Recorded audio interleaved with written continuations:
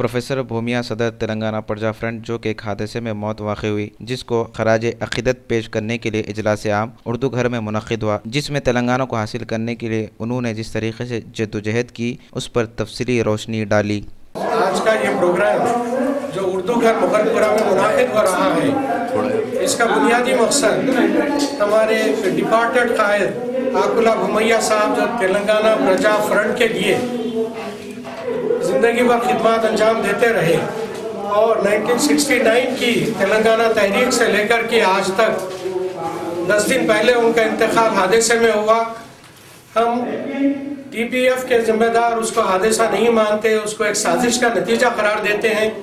हुकूमत से हमने मुतालबा किया, सीएम को हमने रेजोल्यूशन दिया कि उसकी मुकम्मल तहकीकात होनी चाहिए, लेकिन अफसोस की बात यह है कि इस हुकूमत के कान पे जूं तक नहीं रेंग रही है। इस कत्ल को हादसे का नाम दिया जा रहा है। बहरहाल हमारा अपना खिराज अक़ीदत आकुला भूमैया साहब के लिए है।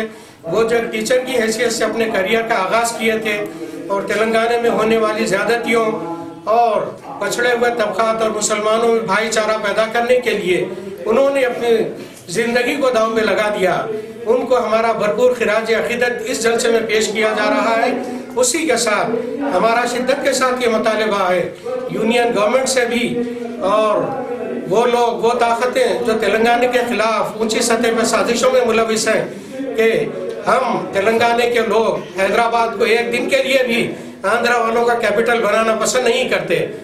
हम सदियों से इस सरजमीन पे हुकूमत करते आए हैं।